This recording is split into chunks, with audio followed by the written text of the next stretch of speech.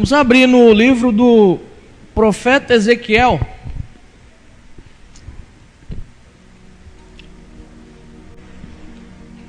Ezequiel 37. Está lendo dos versículos 1 ao 14.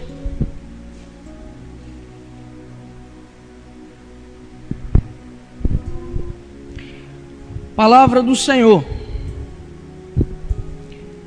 E veio sobre mim a mão do Senhor, e o Senhor me levou em espírito e me pôs no meio de um vale que estava cheio de ossos, e me fez andar ao redor deles. Eis que eram muito numerosos sobre a face do vale, e estavam sequíssimos. E me disse o Senhor: Filho do homem, poderão viver estes ossos? E eu disse: Senhor Jeová, tu sabes. Então me disse o Senhor: profetiza sobre esses ossos e diz-lhes: ossos secos, ouvi a palavra do Senhor. Assim diz o Senhor Jeová a estes ossos: eis que farei entrar em vós o espírito e vivereis. E porei nervos sobre vós, e farei crescer carne sobre vós, e sobre vós estenderei pele, e porei em vós o espírito e vivereis, e sabereis que eu sou o Senhor. Então o profetizei conforme se me deu ordem, e houve um ruído enquanto eu profetizava, e eis que se fez um reboliço, e os ossos se juntaram cada osso ao seu osso. E olhei, e eis que vieram nervos sobre eles, e cresceu a carne, e estendeu-se também a pele por cima, mas não havia neles o espírito. E o Senhor me disse: profetiza ao espírito, profetiza, filho do homem, e dize ao espírito: assim diz o Senhor Jeová: vem dos quatro ventos, ó espírito, e assopra sobre esses mortos para que vivam. Então profetizei como se me deu ordem. Então o Espírito entrou neles e viveram, e se puseram em pé um exército em grande extremo. Então me disse o Senhor: filho do homem, esses ossos são toda a casa de Israel. Eis que dizem: os nossos ossos se secaram e pereceu toda a nossa esperança. Nós estamos cortados. Portanto profetiza e diz-lhes: assim diz o Senhor Jeová: eis que eu abrirei as vossas sepulturas, e vos farei sair das vossas sepulturas, ó meu povo, e vos trarei a terra de Israel. E sabereis que eu sou o Senhor, quando eu abrir as vossas sepulturas, e vos fizer sair das vossas sepulturas, ó meu povo. E porei em vós o meu espírito, e vivereis, e vos porei na vossa terra, e sabereis que eu sou o Senhor, eu disse isso, e eu o fiz, diz o Senhor. Amém? Quero orar pelo pastor Everson e pelos nossos irmãos em Umuarama, que eu sei que estão orando por nós também aqui. Amém? Vamos orar, irmãos? Nosso Pai Celestial, nós não conhecemos, Senhor, a Tua grandeza, nem sabemos discernir, Senhor, o quão grande Tu és, e também o tanto que nós precisamos é ser conformados à imagem do Seu Filho Jesus. Mas pedimos, ó Deus, que nessa palavra o Senhor venha falar à Sua igreja. Deus, fala comigo, Senhor, fala ao coração da Sua igreja, que os Seus filhos possam ser tocados pela palavra da verdade. Que Jesus seja glorificado nessa palavra, que o Senhor seja exaltado, que o Seu Espírito possa trabalhar, Senhor, em nosso coração essa noite. Deus, abençoe ao nosso irmão e pastor amado Everson, que ele possa pregar ali também, na cidade de Umuarama, no poder do Seu Espírito. Abençoe, Senhor, aquela congregação e os nossos amados irmãos que também, juntamente conosco, combatem o poder das trevas nesse mundo. Abençoe-os, ó Deus, na Sua graça, que o Seu reino ali avance, que o Seu evangelho prospere ali. Deus, usa a minha vida para falar a esses irmãos. Abra-lhes o coração, Senhor, os corações mais duros, que o seu evangelho possa penetrar. Não deixe que nenhum filho teu, Senhor, perca a palavra. Não deixe que Satanás roube a semente do seu evangelho no nosso coração. Fale conosco, ó Deus, repreenda-nos na tua verdade, console-nos na nossa tristeza, fale conosco e que Jesus seja glorificado, Senhor, através dessa palavra, para a sua glória. Amém. Eu quero trazer uma mensagem sobre essa visão que Ezequiel teve do vale de ossos secos, e que lição e que significados nós podemos extrair para a vida da igreja. Eu quero tentar expor essa passagem tão conhecida, tão clássica, essa passagem dessa visão do profeta Ezequiel sobre um vale de ossos secos que Deus tomou em espírito e revelou para ele uma dada situação de um dado povo. E para nós entendermos essa passagem, é bom que nós pensemos um pouco na história da revelação, na revelação bíblica. Para chegarmos nessa passagem, é necessário nós entendermos que há um relacionamento direto de Deus com o povo. E esse povo é Israel. Deus se revelou a Israel. E para bem da verdade, e para esclarecer o nosso entendimento, Deus separou esse povo, tirou do deserto, e esse povo, de inúmeras e variadas formas, pecou contra Deus. Pecou.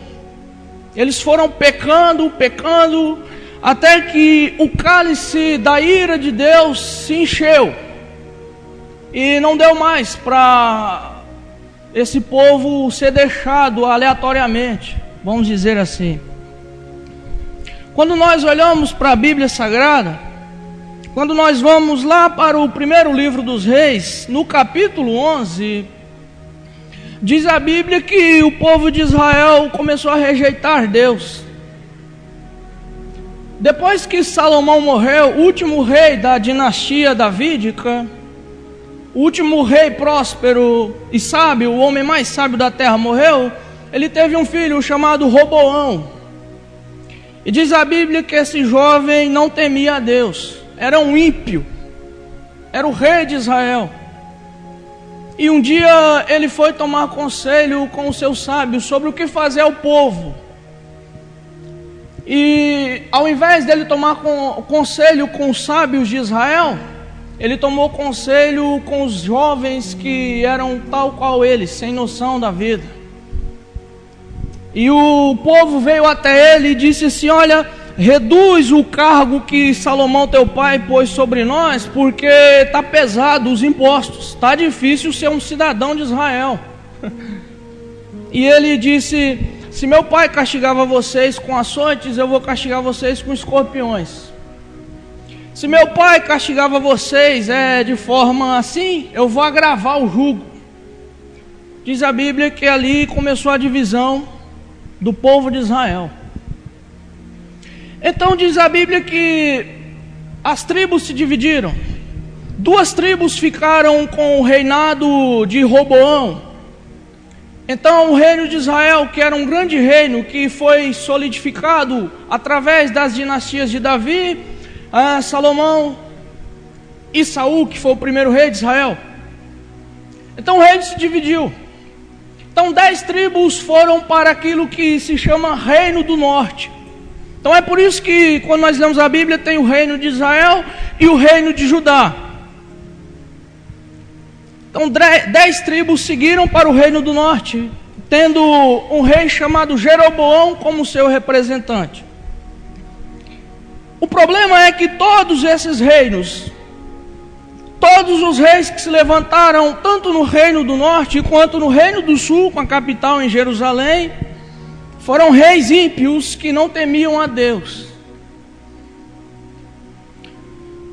Aconteceu que Deus começou a enviar seus profetas, os profetas Elias, os profetas Jeremias, Isaías, todos os profetas que escreveram os livros sagrados que nós temos hoje.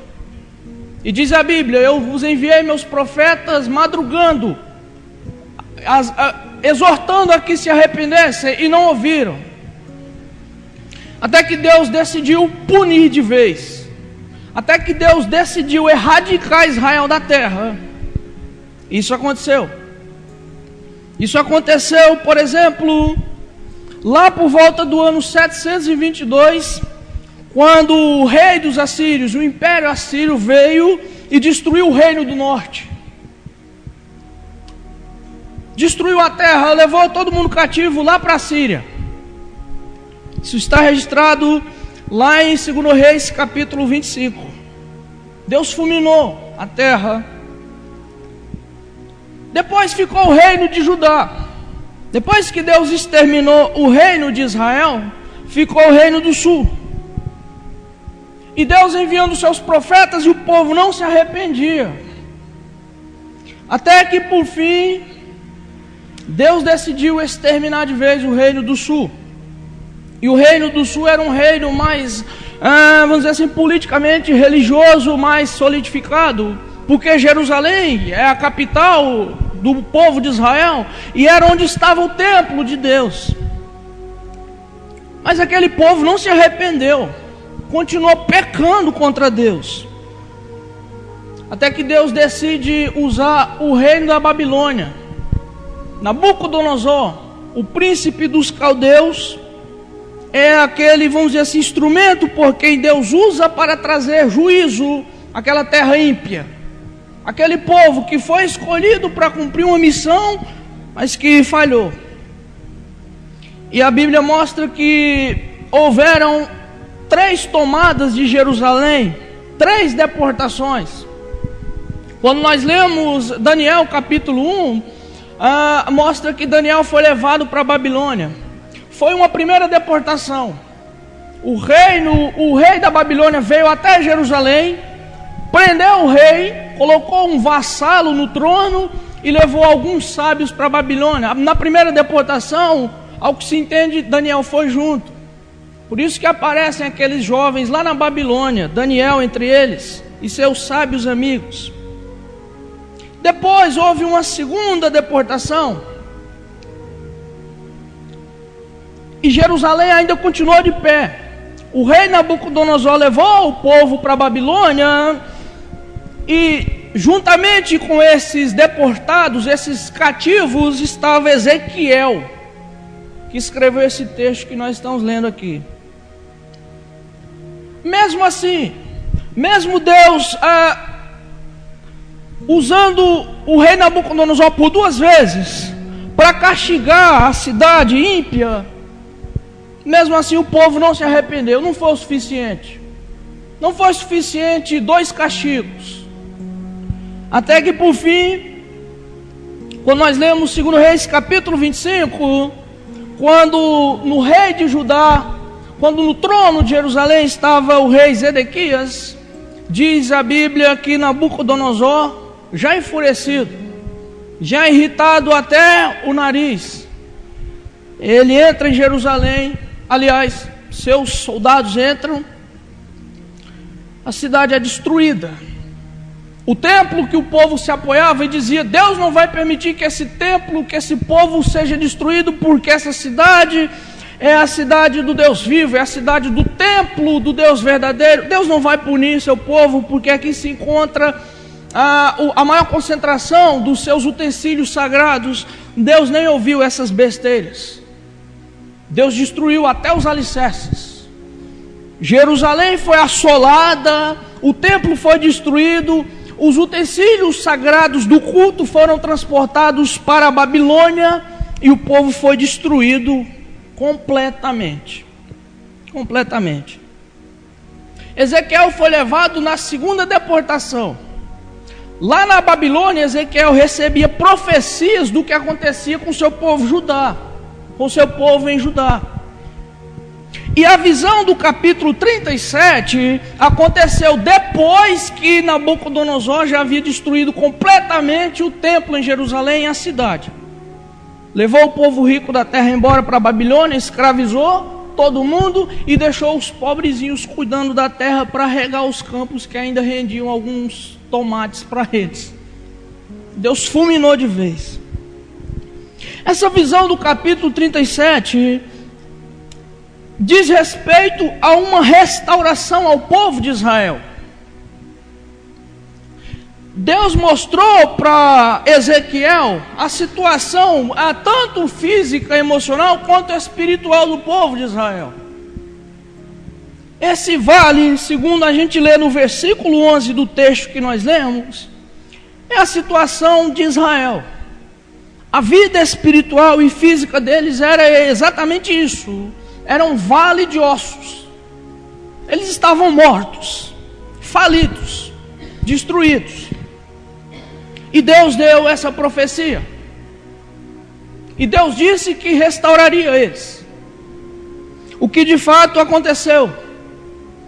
Por volta do ano 538 a.C., Deus levantou o Ciro o Grande, Ciro rei da Pérsia.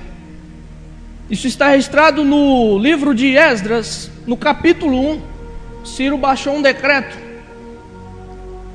dando liberdade a todos os judeus que estavam na Pérsia, que estavam nos antigos reinos da Babilônia e da Síria, que agora estavam sob o domínio desse grande guerreiro, Ciro Grande da Pérsia, e ele disse: voltem para Jerusalém. Voltem para lá, os que forem ricos, ajuntem recursos. O meu povo da Pérsia e da Média se unam com recursos, abençoem esse povo e mandem eles de volta para a terra deles para reedificarem o templo. E Deus cumpriu a sua promessa. Deus vela pela sua palavra para cumprir, diz a Bíblia. Bem, isso aconteceu com o povo de Israel. Mas que significado essa passagem pode trazer hoje para nós? O que nós podemos extrair de lição para a nossa vida através dessa passagem? Eu, meditando nesse texto, encontrei algumas verdades que dizem respeito à vida da igreja. A primeira delas, que eu entendo olhando esse texto, é que a sociedade, e tremam vocês, essa é a minha avaliação, a sociedade e a igreja atual, a maioria das igrejas estão semelhantes a esse vale de ossos secos. Olhem para a sociedade. Há alguma razão, alguma esperança para essa sociedade? Talvez nós ficamos no nosso mundinho, trancafiado nas nossas quatro paredes. Mas visite um HR da vida. Visite qualquer área. Saia 11 horas, meia-noite, 1 hora da manhã aqui nessa Avenida da Saudade. Ande pelos cantos do Ipanema Clube e veja. Atravesse um pouco a cidade e vá até o Parque dos Pinheiros, com todo respeito, Humberto Salvador, e veja como que essa sociedade está. Presidente Prudente não é o Prudente Shopping, sabiam? Essa sociedade está destruída, perdida. A sociedade está perdida. O homem natural, ele está perdido. E mais do que isso, toda essa sociedade que não tem Jesus Cristo, não passam de cegos que estão caminhando para um precipício. Eles morrerão. E se eles não tiverem a mensagem do Evangelho, perecerão no inferno. Essa é a sociedade, é dessa forma. Mas eu quero estreitar a relação aqui. Eu disse que, no meu ponto de vista, as igrejas estão totalmente parecidas com esse vale de ossos secos. Isso inclui a nossa. Jesus disse, não olha para o argueiro do olho do teu irmão, tira a trave que está no teu. Então nós temos que olhar as igrejas por aí e olhar também a nossa vida, nossa situação, nossa congregação, não é verdade? E quando eu olho para a situação das nossas igrejas hoje, eu vejo que nossas igrejas estão parecendo um vale de ossos secos. E de repente, alguém não concorda com a minha avaliação, mas eu gostaria de propor uma pequena avaliação. Vamos fazer algumas perguntas aqui, 2 perguntas simples. Deixe-me perguntar para vocês: onde está a igreja, isso inclui a nossa, que persevera naqueles fundamentos lá? Perseveravam na doutrina dos apóstolos, ensino, comunhão, partir do pão e nas orações. De repente nós vamos olhar e vamos dizer, não, nossa igreja tem doutrina, tem ensino. De repente nós vamos olhar e vamos dizer, nós temos alguma comunhão. De repente nós vamos responder, nós temos alguma partilha, temos uma assistência ali, social. Nós temos busca, oração, temos uma reunião de oração, temos pessoas que eu sei que oram em casa, mas não vamos esquecer uma palavra, perseveravam. Está escrito que eles perseveravam. O que significa perseveravam? Perseverar é caráter de quem persiste ousadamente numa prática. Perseveravam. Quando nós olhamos para a igreja primitiva de Atos 42, a igreja era perseverante. Eles perseveravam. Eles oravam todos os dias. Está escrito. Eles não inventavam desculpas, algumas medíocres, para não praticar os deveres sagrados. E eu sei que tem pessoas que desejam cultuar a Deus, eu sei disso. Eu sei que tem pessoas que amariam cultuar a Deus, que fariam de tudo para ter um privilégio que nós temos aqui hoje, e não podem. Eu recomendo a você, depois lá na sua casa, vá lá no YouTube e pesquise assim, testemunho do irmão Medi. Ele contou uma vez que lá no Marrocos, quando ele se converteu, e lá a perseguição é dura contra os cristãos, ele andava quase 600 quilômetros para realizar um culto. E chegava numa casa, ele se escondia junto com alguns irmãos numa área subterrânea para ninguém ver, porque se pegar é crime terrível, eles vão presos e até mortos. E depois que cultuava, saía, entrava no carro e voltava. Passavam-se em torno de 2 a 3 semanas para ele voltar de novo para cultuar. E ele diz assim, eu não vi a hora de chegar aquele dia para mim me reunir com alguns irmãos e cultuar o Senhor Jesus. Eles perseveravam. Não era pesado para eles vir num culto. Não era pesado para eles praticar uma comunhão. Não era. Perseveravam. Perseveravam.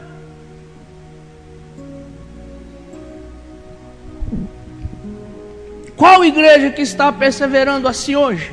Poucas igrejas. Poucas igrejas. Poucas igrejas. Mas deixe-me fazer uma outra pergunta.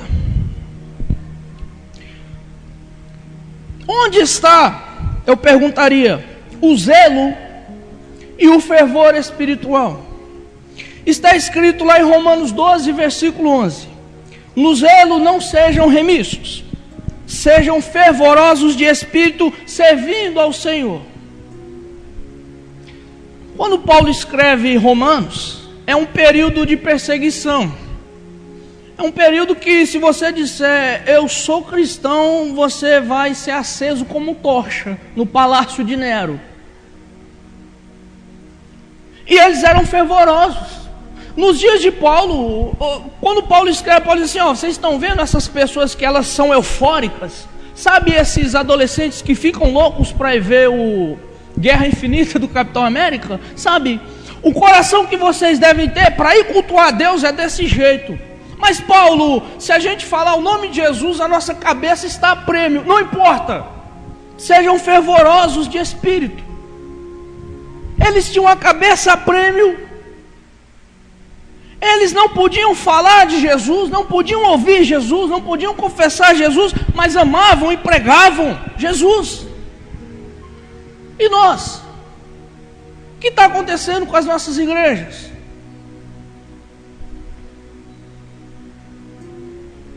Cadê o fervor espiritual? Alguns irmãos antigos pentecostais diziam: onde está aquele povo barulhento? Não barulho de pular, aquele povo que pregava Jesus. Onde está? Onde estão o fogo do Espírito Santo no coração? Muitas vezes a gente vem cultuar a Deus cansado, fracassado, não se alegra no espírito. Aí nós atiramos a culpa no pregador, é que o pregador é ruim.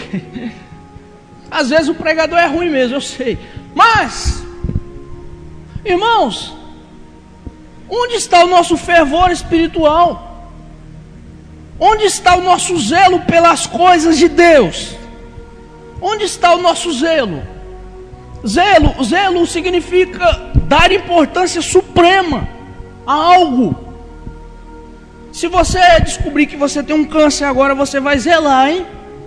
Você vai correr para sua casa. Se você tiver recurso, você vai investir tudo para você sarar.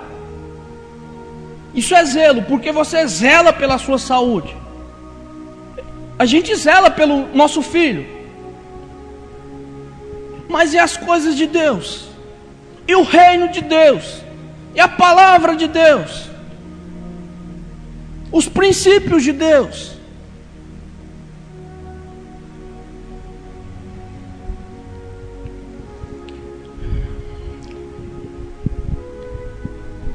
Da maneira que nós estamos tratando as coisas de Deus, nós estamos dizendo a Jesus que o que Ele começou pelo Espírito, nós estamos terminando na carne. Que Deus nos ajude.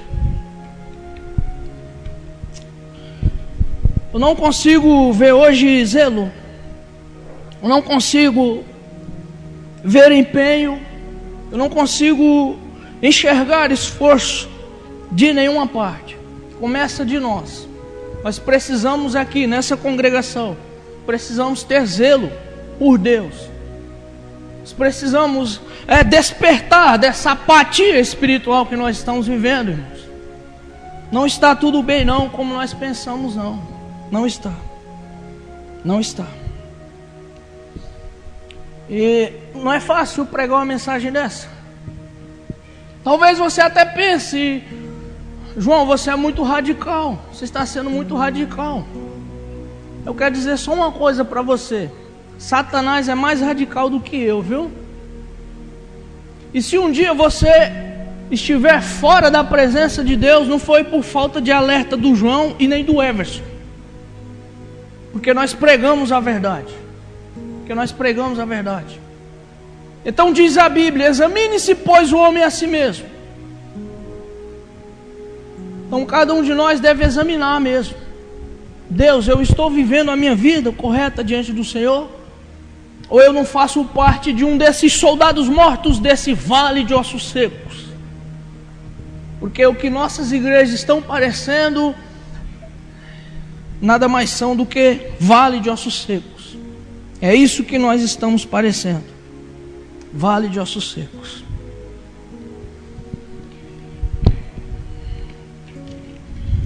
Mas eu sei que do jeito que a gente vive no caos, é o campo aberto para se levantarem os profetas do caos. Eu não quero semear nenhuma profecia cataclísmica aqui não para vocês não. Jesus, ele é semelhante a um médico perito que mostrava a doença terrível, mas apresentava a cura. Não é verdade? Eu acredito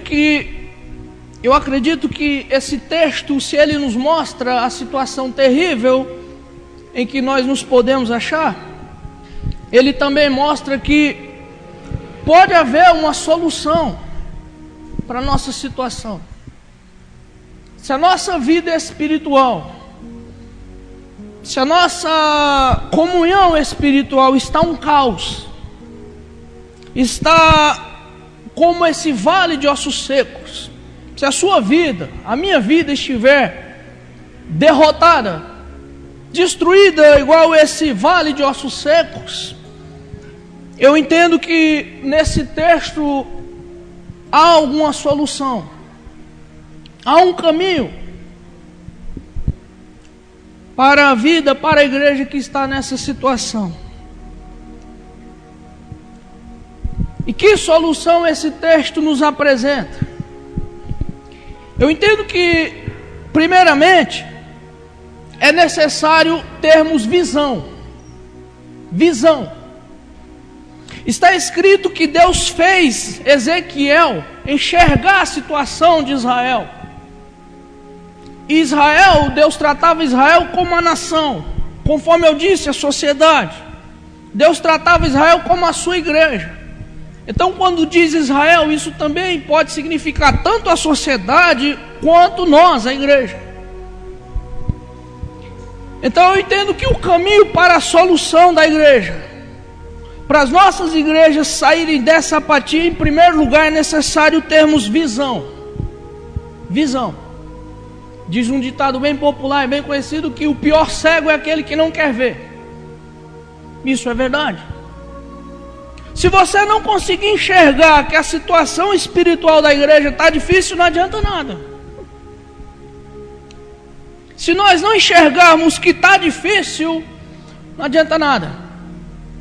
Deus fez Ezequiel ver. Deus pegou o profeta, levou-o em espírito e lhe mostrou e disse: olha, a situação de Israel é essa. E eu entendo que eu vejo a nossa situação dessa forma. Deus não me revelou como profeta, mas lendo as escrituras e olhando a igreja, eu consigo ver a igreja nessa situação difícil. Nós precisamos ter visão. Ter visão. E eu entendo que a visão da igreja, ela é tríplice. Ela tem 3 esferas.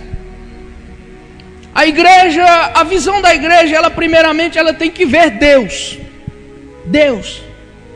Em segundo lugar, ela tem que ver a si mesma. E em terceiro lugar, ela vê a sociedade. Nós podemos ilustrar essa verdade, essa visão tríplice da igreja no capítulo 6 do profeta Isaías. Isaías teve uma visão de Deus. Está escrito: no ano que morreu o rei Uzias, eu vi o Senhor assentado sobre um alto e sublime trono. Ele viu a Deus em primeiro lugar. Depois que ele viu a Deus, ele disse: ai de mim, que estou perdido, pois habito no meio de um povo de impuros lábios. Então, quando a igreja vê Deus, ela vê a si mesma. Depois que ele viu a Deus, que ele viu a si mesmo, está escrito lá no versículo 8 do capítulo 6 de Isaías, e ele diz: eis-me aqui, envia-me a mim.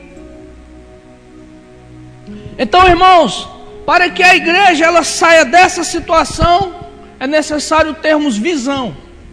Visão de Deus. Visão da glória de Deus.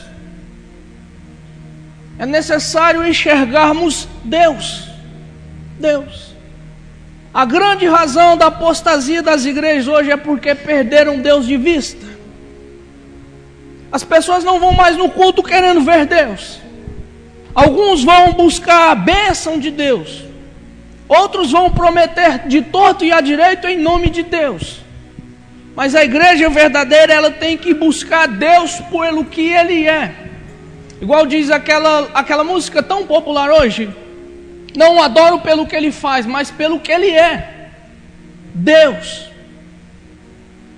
Quando a igreja se satisfizer em Deus, quando ela entender que Deus é a satisfação pura dela, então ela começará a sair da apatia espiritual.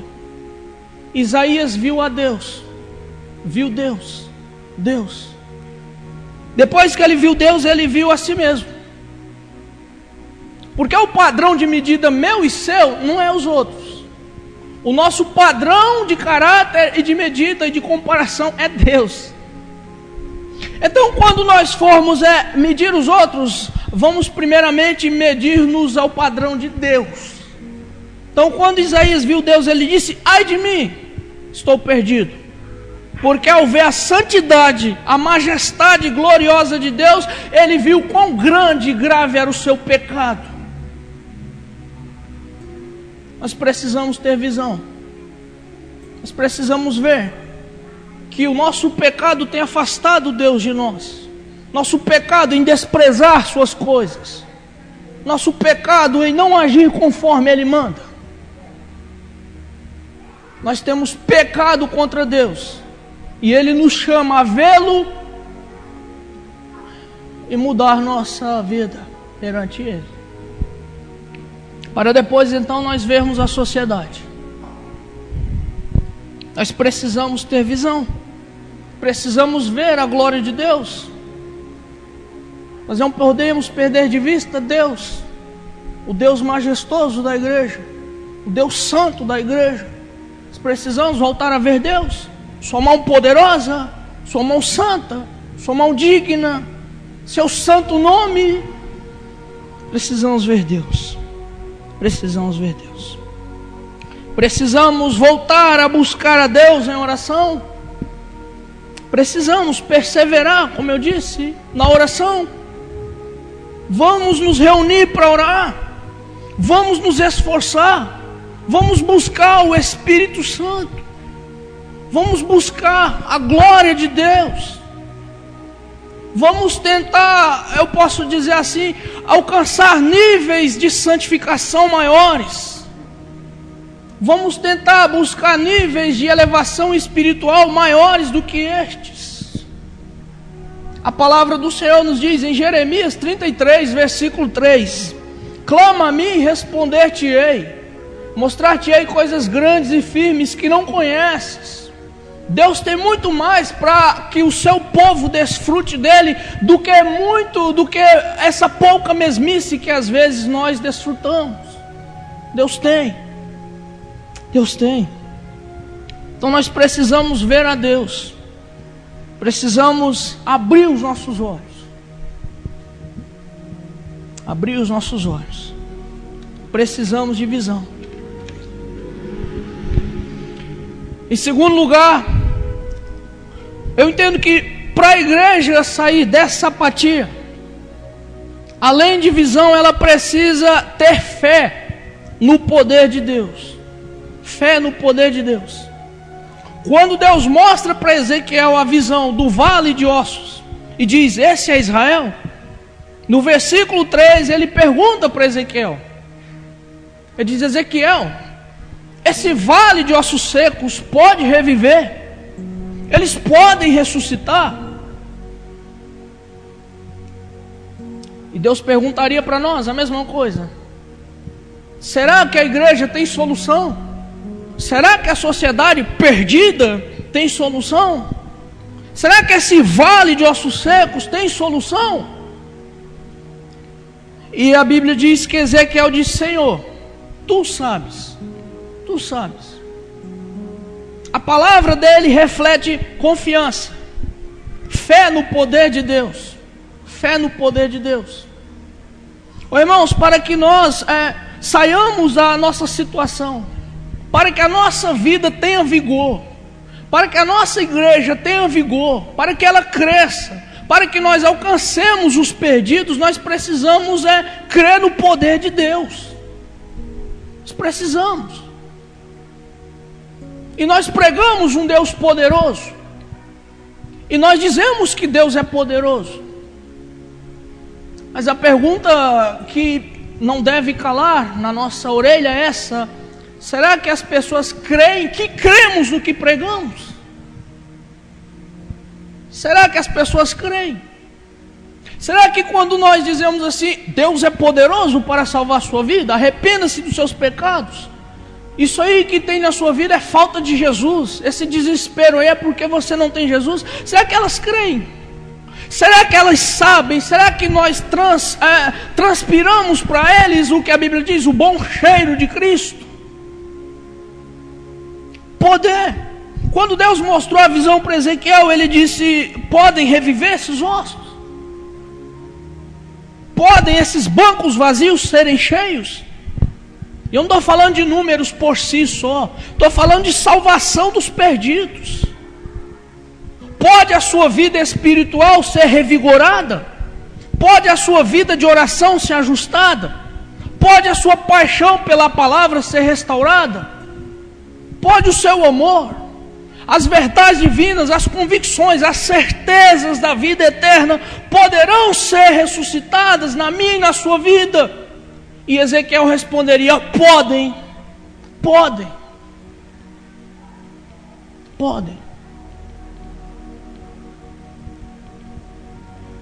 Eu não quero aqui bancar nenhum profeta não, eu estou bem longe disso. Mas eu sei que muitos de nós aqui hoje, além dos que não puderam vir, eu sei que muitos de nós a vida não passa de um vale de ossos secos. Eu sei que muitos de nós às vezes até queremos, Deus, eu quero melhorar. Eu queria orar, Senhor. Eu queria orar em casa. Eu queria orar com os irmãos na quarta-feira. Eu queria ter mais reunião de oração e às vezes não conseguimos. Duas coisas. Falta a nossa dedicação, claro que isso falta. E também falta fé no poder de Deus. No poder de Deus. Às vezes na nossa vida devocional, no nosso cotidiano, nós vamos orar e não conseguimos. Mas esse texto nos mostra o exemplo desse profeta que olha para Deus e confia no poder de Deus e diz assim, Senhor, Tu sabes. E para mim e para você, nós devemos fazer isso. Devemos ter fé no poder de Deus. Deus pode alavancar a nossa vida espiritual. Deus pode fazer com que a nossa palavra, ela penetre o coração do incrédulo.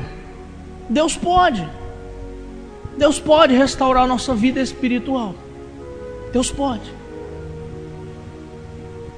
Deus tem esse poder. É necessário que a igreja confie no poder de Deus. No poder de Deus. E é interessante que Ezequiel estava sozinho. Deus não chamou uma comunidade de Israel para dar visão. Deus chamou só Ezequiel. Não precisa muitos. Um só.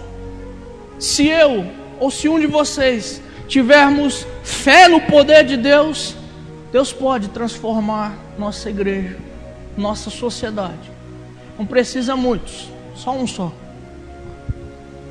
Só um. É necessário fé no poder de Deus. É necessário fé.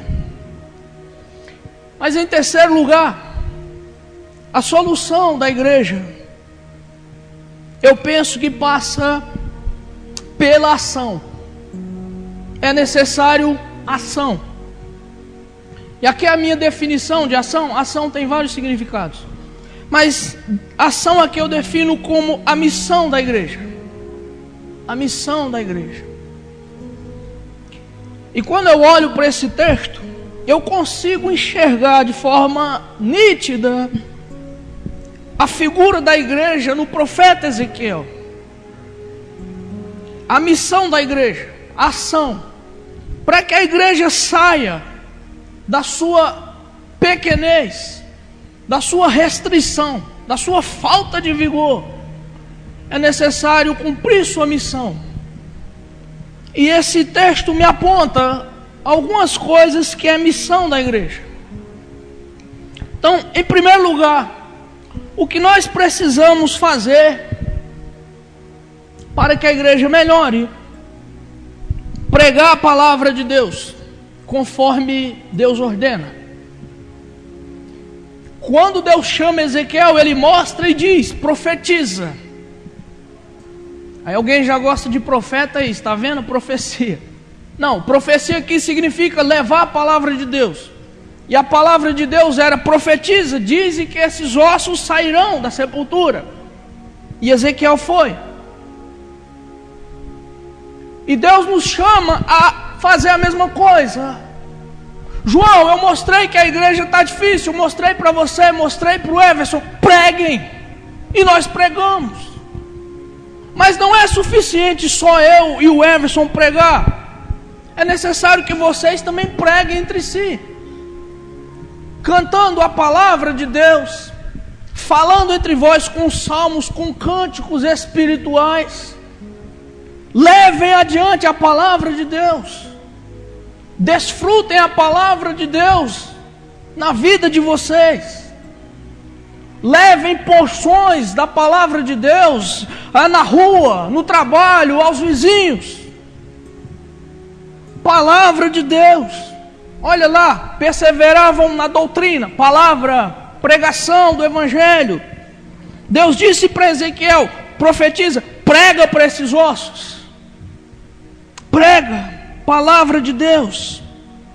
Quando Jesus ascendeu aos céus, em Marcos 16, versículo 15, ele disse: ide por todo mundo, pregai o evangelho a toda criatura. A igreja não cresce porque não prega. Nós não ganhamos, não levamos as pessoas para Jesus porque não pregamos. Os filhos se desviarão se não houver palavra, pais.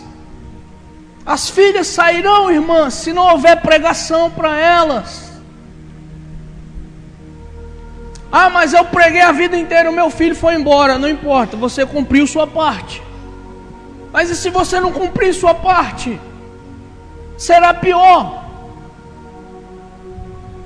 A sociedade é um vale. Nossas igrejas estão um vale de ossos. Nós precisamos priorizar a palavra de Deus. Ezequiel profetizou, Ezequiel pregou. Deus disse: anuncia a palavra a esses ossos. E ele foi. Ele levou a palavra de Deus. Se eu e você não levarmos a palavra de Deus, ninguém vai levar. Nem um anjo do céu vai levar. Nem um anjo do céu. Em 2 Timóteo, capítulo 4, versículo 2, Paulo, escrevendo ao seu amado discípulo, ele diz: prega a palavra. Insiste em tempo e fora de tempo. Prega. Tem oportunidade, Timóteo, semeia o evangelho. Prega. Prega no trabalho, prega no caminho, prega quando deitar. Vai dormir pregando a palavra para você mesmo. Prega. Prega a palavra. Prega a palavra. A solução para a igreja passa pela pregação da palavra. Deus disse: vai, Ezequiel, e fala a estes ossos. E ele foi e falou aos ossos. Toda igreja que cresceu, toda igreja que teve vigor, que teve força de Deus, que fez diferença e que sacudiu esse mundo, foram igrejas que foram fiéis à palavra, que amaram a palavra. Eu tenho lido algumas coisas sobre igrejas saudáveis que cresceram, e me chama a atenção, eu vou citar esse exemplo aqui, a igreja dos moravianos no século XVIII. E essa igreja simples, pobre financeiramente, mas que era uma igreja cheia do Espírito Santo. E o seu principal líder, um homem chamado Nicholas von Zinzendorf, um morávio, ele estava vendo um quadro da Paixão de Cristo. E nesse quadro havia uma legenda escrito assim: morri na cruz por ti, e tu, que fazes por mim? Depois que ele leu essa legenda, foi como que se os olhos dele abrissem para a real missão e situação da igreja. Então ele voltou para a sua comunidade e houve ali um poderoso avivamento. E ele entendeu que a missão da igreja era evangelizar os perdidos, era salvar, era cuidar dos seus e se preocupar em levar Cristo aos perdidos. E Deus tomou de forma tão poderosa aquela pequena comunidade pobre, e foram eles que fundaram o maior período de oração de toda a história. Eles fundaram um relógio de oração, e todos os dias tinha um irmão orando, e eles oravam 24 horas por dia. E quanto tempo durou esse relógio de oração? Durou 100 anos. 100 anos a igreja moraviana todos os dias estava orando. De 1727 a 1827, mais precisamente no mês de maio, os morávios oravam e pregavam, e o lema deles era levar Cristo às nações. E era uma igreja pobre, sem recursos. Maior parte da sua população era composta de artesãos e fabricantes de vaso, olheiros. Pobres. Talvez alguns de nós aqui tenham muito mais recursos do que 100 deles. E a cada 20 moravianos, um missionário era sustentado no estrangeiro com oferta. E a igreja crescia e se fortalecia, porque Deus abençoava. Deus abençoava. Uma igreja comprometida com a palavra. Com a palavra. Aí, irmãos, se nós começarmos a amar a palavra de Deus, se nós começarmos a dar as escrituras para o povo vai se encantar. Há 10 anos atrás eu não conhecia uma porção das escrituras, até que um dia eu li o Novo Testamento, eu fiquei encantado. Aprenda as escrituras e leia as escrituras. Esse monte de ossos que é a sociedade, e se a minha e a sua vida estiver um monte de ossos, através da palavra nós seremos restaurados. Palavra de Deus, pregação. Ezequiel profetizou, pregou aos ossos, e os ossos foram revividos.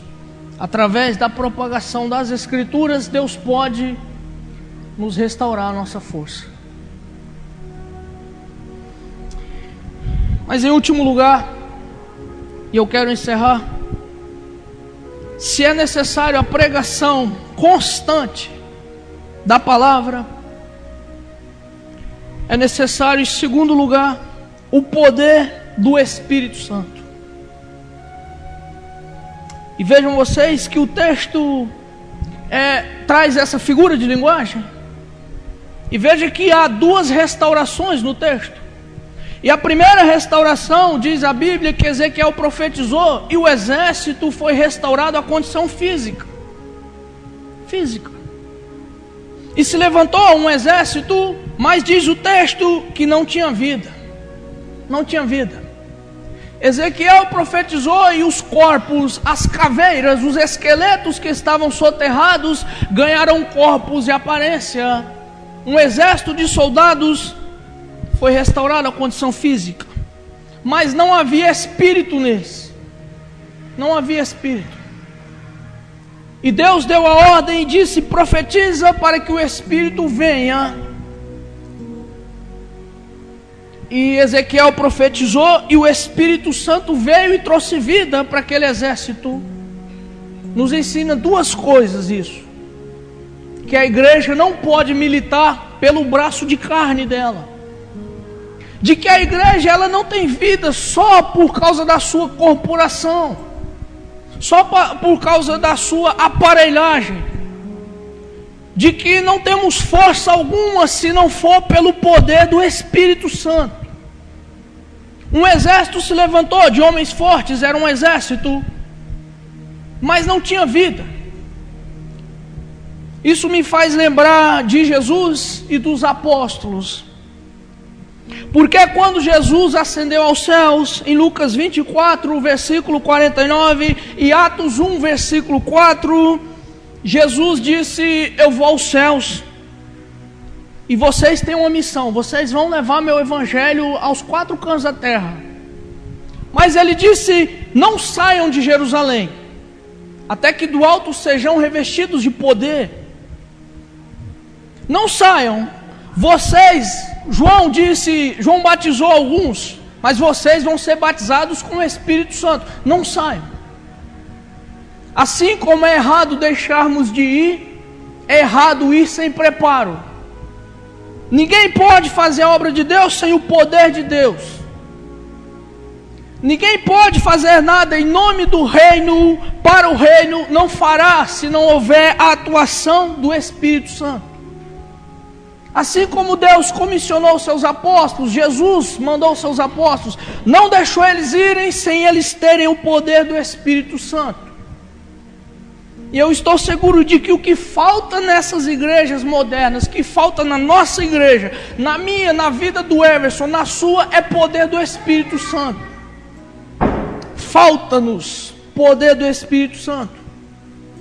Enquanto nós não nos humilharmos, não nos dobrarmos, não nos quebrantarmos dia e noite chorando, Deus, me enche do seu Espírito, enquanto não houver em nós um batismo de Getsemane, enquanto não houver a unção poderosa do Espírito, nada vai acontecer.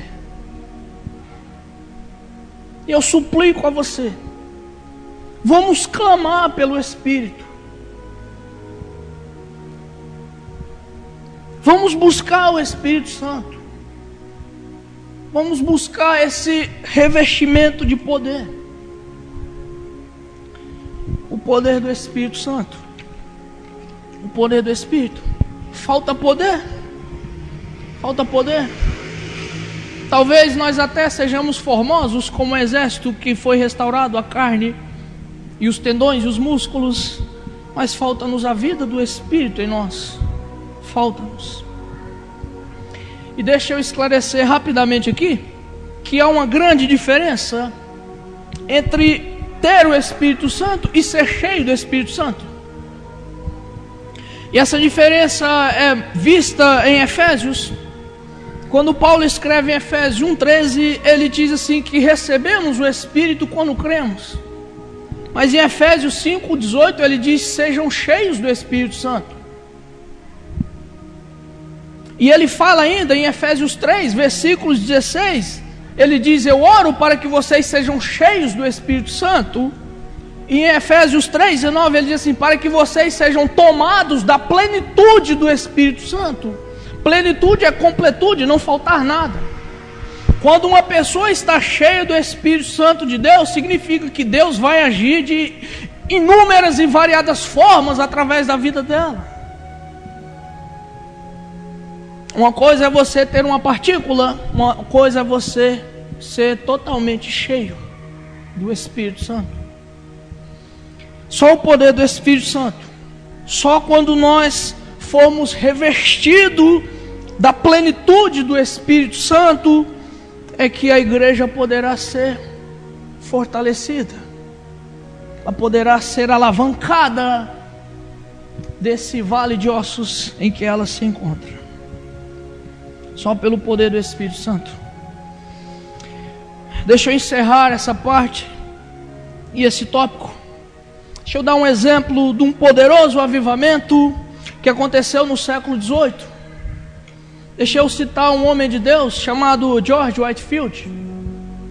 George Whitefield, aos 19 anos, entrou para o colégio de Oxford, em Londres, na Inglaterra.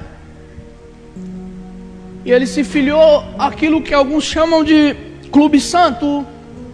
E haviam ali homens como John Wesley, que tinham uma rotina até dura, cumpriam alguns deveres, cumpriam alguns jejuns, oravam sempre, mas faltava neles a vida do Espírito, faltava poder do Espírito. Eles tinham um comportamento moral correto, eles doavam aos pobres, eles ajudavam os necessitados, eles oravam na igreja, eles oravam em casa, eles pregavam, mas eles não tinham nascido de novo. E George Whitefield, uma vez ele leu um livro de um escritor escocês chamado Henry Scougal, e esse livro tinha como título A Vida de Deus na Alma do Homem. É um livro que eu já li, é um livro muito bom. E esse livro diz que você não poderá fazer nada na sua vida se você não nascer de novo. Nada que você fará logrará êxito na vida espiritual se o Espírito Santo não houver transformado sua alma. E ele esteve convicto de que ele não tinha nascido de novo, de que ele não tinha um Espírito. Ele foi então para sua casa e ficou dias e meses chorando, implorando: Deus, me dê o seu Espírito, me dê o novo nascimento, me faz um homem nascido do alto, me enche do seu Espírito Santo. E um dia Deus o encheu com o seu Espírito Santo. Deus o encheu. E a igreja da Inglaterra estava falida. Estava tal qual as nossas, um verdadeiro vale de ossos secos. E ele se levantou para pregar. Ele começou a pregar nos púlpitos. E as igrejas começaram ali a fechar as portas. Diziam: isso é um radical, isso é um fanático, está pregando doutrina estranha. Está tudo bem conosco, nossa situação está ótima. Eu acho que eles expulsariam a mim também. Expulsaram. Então ele pregava e a igreja não recebia. Até que ele foi pregar ao ar livre, pregar nos campos. E é linda a história, porque no primeiro sermão ele foi pregar na cidade de Bristol, para um povoado composto de trabalhadores de uma mina de carvão. E ele pregou na primeira vez, tinham 200 pecadores ouvindo sua mensagem. Ele pregou no segundo dia, 400 pessoas foram ouvi-lo. Ele pregou no terceiro dia, 4.000 pessoas o estavam escutando.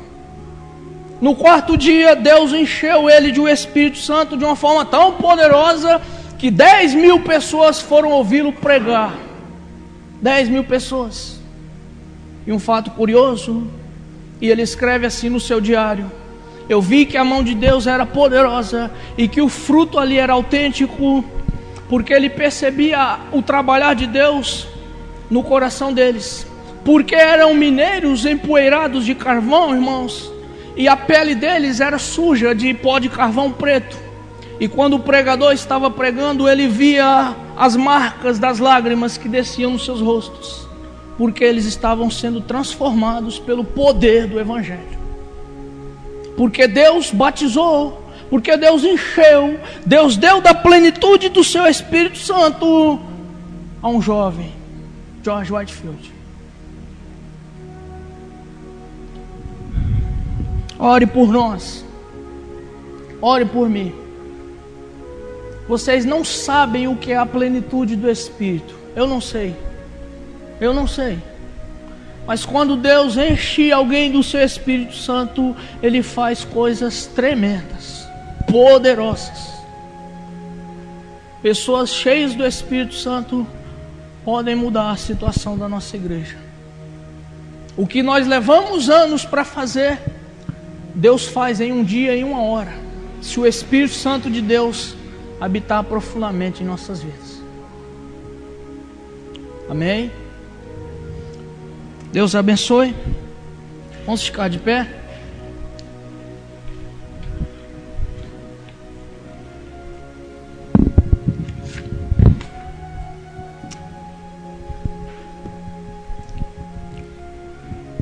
Eu quero orar com você. Talvez sua vida e a minha vida, nós estamos igual ou chegando a esse vale de ossos secos. Mas Deus pode nos restaurar. Receba essa palavra. Não se revolte com o pregador, não. Se o pregador for infiel à palavra, pode me esperar lá fora e me esculachar, seu falso profeta. Mas se a palavra confrontou você, dê glória a Deus. Dê glória a Deus, pois a palavra de Deus já dilacerou meu coração, para depois dilacerar o seu. Nosso Senhor Jesus, oh Jesus, eu queria muito não ter que pregar uma palavra dessa. Eu queria muito, Senhor, não ter que comparar a sua igreja a esse vale de ossos. Mas nós estamos falidos, ó Deus. Nossas estruturas espirituais estão fracas. Eu falo, Senhor, de nós, de mim. não do individual. Tem muitos que estão desfrutando de maiores glórias na tua presença, tem outros que estão fracos, mas no geral a sua igreja, o seu corpo está abatido. Oh Deus, a sociedade está desmoronada, parece que Satanás triunfa, Senhor. Se não fosse a sua promessa, eu descreria disso. Oh Deus, nos levanta desse vale. Deus, nos dá o seu Espírito Santo, Senhor. Dá vigor do seu Espírito à sua igreja. Nos enche do teu Espírito. Nos enche do poder do seu Espírito, Pai. Nos enche. Dê do seu Espírito. Dê-nos uma porção do seu Espírito. Que nós não possamos ficar secos e vazios. Nem os pregadores, nem os cânticos, nem a sua igreja no cotidiano. Que a sua igreja, Deus, receba vigor, receba restauração, fortalecimento no teu Espírito Santo. Em nome de Jesus, vem trabalhar em nossa vida, Pai, para a sua glória. Amém.